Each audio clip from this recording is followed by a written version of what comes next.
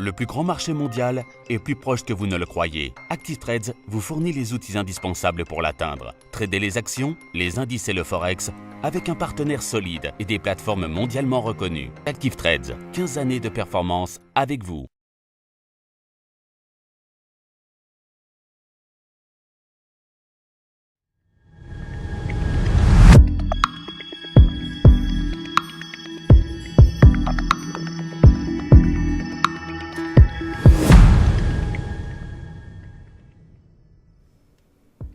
Bonjour à tous et bienvenue sur boursicoté.com pour ce nouveau point matinal du CAC 40. Donc nous pouvons constater qu'après les points bas qui ont été marqués ici sur une zone de support que j'ai symbolisée à 5050 points, et bien que les cours sont remontés. Alors on évolue désormais dans un range sur lequel je vais revenir dans quelques instants, mais nous pouvons constater bien que les cours reviennent ici et restent dans une zone d'évolution approximative de 100 points dans laquelle nous pouvons dire que bien nous avons une phase de stabilisation qui est en train de s'opérer. Du point de vue des indicateurs techniques, on est toujours sur une trajectoire plutôt haussière avec toujours ici cette trajectoire de sortie de la zone de survente concernant le RSI, le stochastique lui un peu plus neutre, alors que le MACD va vers une dynamique plutôt haussière lui aussi.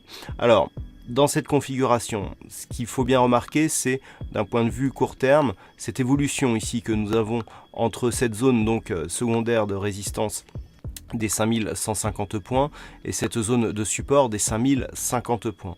Ce que nous pouvons remarquer d'un point de vue très court terme, c'est que les cours sont repassés au-delà des 5105 points et qu'il semblerait que ceci ait pris la moyenne mobile 20 exponentielle ici comme zone de support, ce qui irait plutôt vers un mouvement très court terme qui pourrait rester haussier. Toutefois, il faudrait s'affranchir ici cette zone des 5150 points. Cette configuration est nettement plus visible ici en unité de temps H1, où nous pouvons constater ici que depuis que les cours ici ont terminé la dynamique baissière précédente, eh bien, on oscille bien ici dans cette phase de range. Après, on peut écarter un petit peu la vue pour voir un petit peu ce que nous donne cette configuration, la configuration actuelle. Et lorsque nous prenons ici cette zone de résistance donc qui relie les 3 points hauts significatifs que nous avons là et que nous la reportons ici sur les zones de points bas, eh bien nous pouvons constater que la dynamique correspond à la dynamique des points bas. Donc nous sommes ici dans une zone d'évolution en trend baissier dont les points bas significatifs ici viennent marquer de nouveau plus bas, mais dans la même dynamique que ce que font les précédents plus hauts.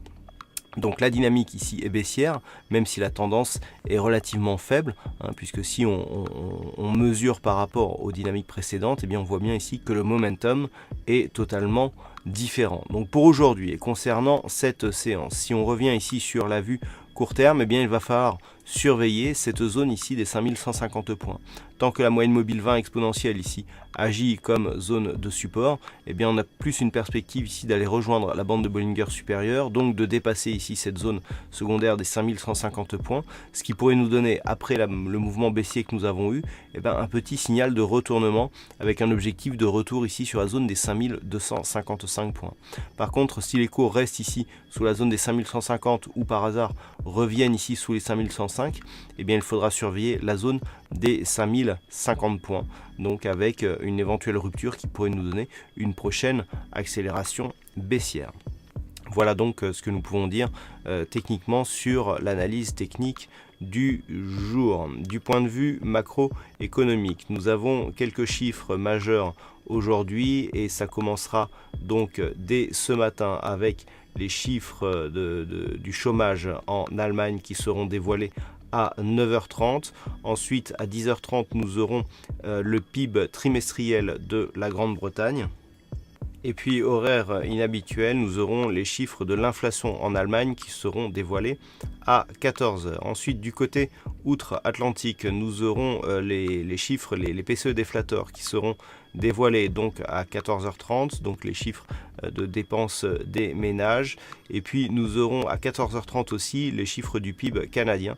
Pour ceux donc qui tradent cette monnaie, le dollar canadien, il risque d'y avoir un petit peu de volatilité.